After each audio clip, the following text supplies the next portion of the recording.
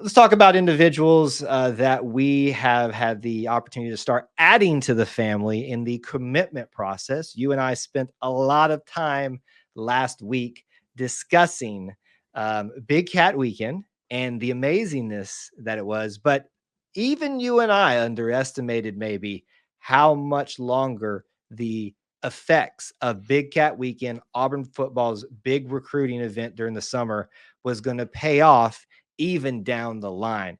Austin, and unless we're misremembering this, we had talked about 6 individuals that had committed to the Tigers on that show. Go back and check that out if you haven't. Some good analysis there from my good friend here too. I have to say this, 3 more commitments from Big Cat Weekend, folks. Think about that. That's incredible that we're here sitting there discussing today. Anquan Fagans was the first one, I believe, or Derek Smith maybe was the first one. Derek Smith, right. Then Anquan Fagans, and then Jared Smith. So not only are we just adding Smiths left and right, we just keep adding people left and right.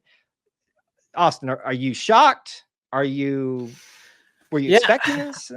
Some of both. I think that there was a lot of the tea leaves, if you get into that, was looking toward another big week continuing for Auburn. Derek Smith, obviously the flip we kind of alluded to last week in our show that sounded like it was coming. Fagans on Monday night and Jared Smith Saturday.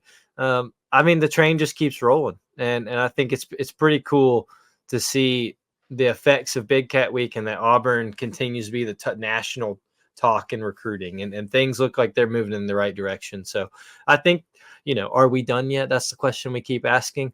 I don't think so. I think you're going to see this momentum continue. And the hope for Hugh Freeze and the staff is that you get a good season, and the season only builds on that momentum, and you just keep playing that game of how far can you take it. Yeah, you just see how far it can go at this point, because I don't believe we're done yet. And there is one other question, Austin, that I have to ask in relation to this. Were you aware that in-state recruiting doesn't matter as much anymore?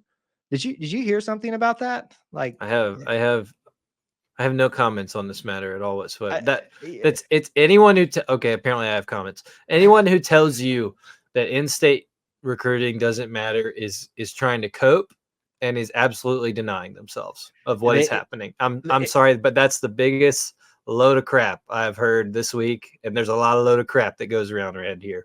It is 2 things, possibly. It is either trying to cope, most likely, or it is trying to get clicks because they knew the reaction that we are clearly giving them at this point.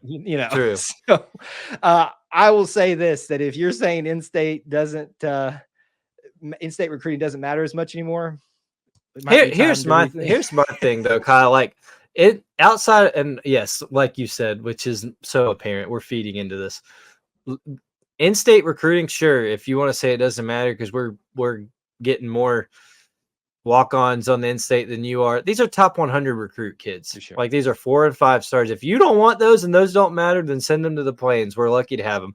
I'm just saying, and this is pot calling the kettle black, but I remember a lot of that same conversation happening a few years ago when Auburn was having some struggles with coaches who could relate to kids in-state. So we'll see how that we know how that turned out for us. We'll see how it turns out over there. No names being discussed here. None. That's plenty of names coming to be part of the Auburn family as part of this commitment process for 2025 and more, all in that Big Cat Weekend.